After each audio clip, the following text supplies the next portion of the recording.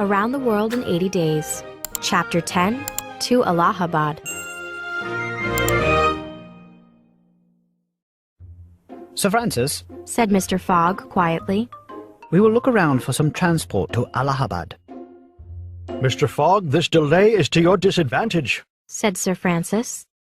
No, Sir Francis, it was foreseen. Replied Fogg. What? Cried Sir Francis. You knew that the railway...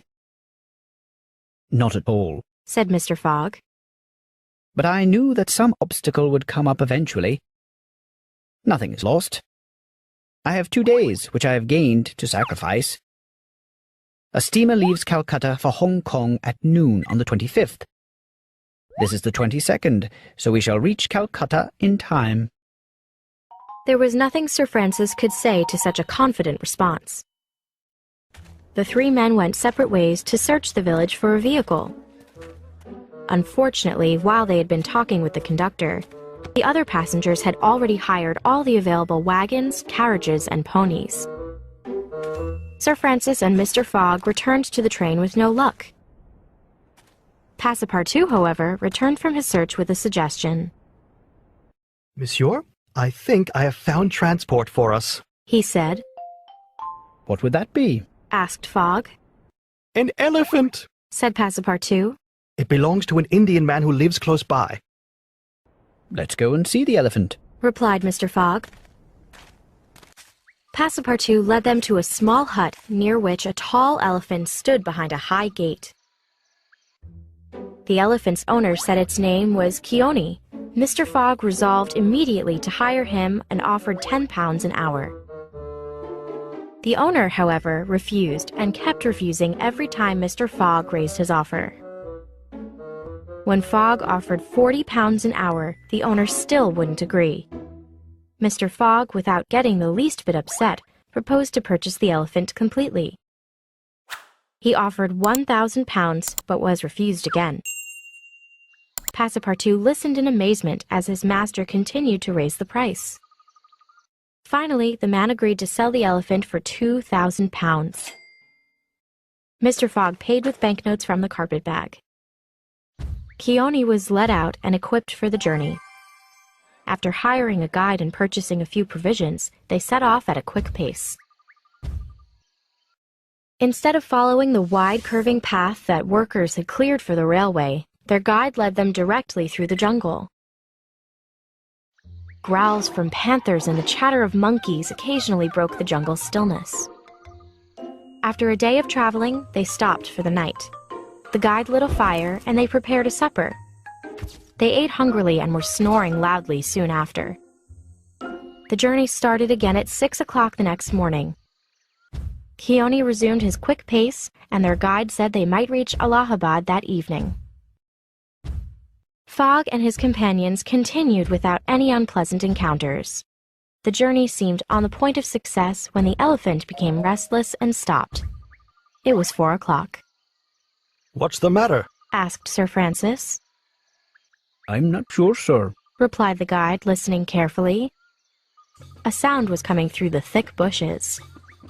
The guide jumped down, tied the elephant to a tree, and disappeared into the dense brush.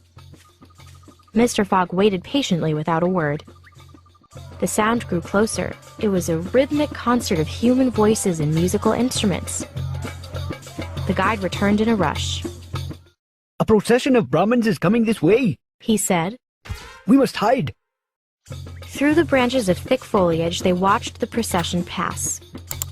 Behind a tall leader danced a group of bare-chested priests, their bodies striped with dark red mud or paint. A young woman followed, led by 4 men in sumptuous oriental clothes. Each was armed with a curved sword at his waist. The woman's neck, ears, arms, hands, and toes were loaded with jewels, bracelets, and rings. She seemed weak, as if only half awake, and 2 guards held her arms. Musicians playing tambourines and cymbals followed at the end of the procession. After the Brahmins had passed, Sir Francis said, It is a sati, a voluntary human sacrifice. The woman we have just seen will be burned alive tomorrow at dawn. Her husband has died and she is to pass into the afterlife with him. That is true, said the guide. But not all suttis are voluntary. Everyone in Kulbi has heard about this sutti. This young widow is not willing. She has been drugged so that she won't resist her fate. The guide climbed onto the neck of Keone and prepared to continue their journey. Mr. Fogg said, Suppose we save the woman. Save the woman, Mr. Fogg? said Sir Francis. I have 12 extra hours, which I can devote to saving this woman, said Fogg. You are a man of heart, said Sir Francis. Sometimes, replied Mr. Fogg quietly.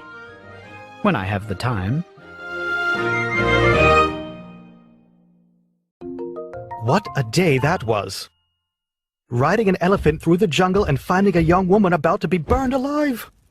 Although the majority of Indian widows are not burned, an Indian woman can never marry again if her husband dies. According to Indian tradition, she has to shave her head and wear a white sari. And it is quite common for young girls to be married to older men. So if a young girl's husband dies, she will wind up having to spend most of her life all alone. Widows are also seen as a bad omen.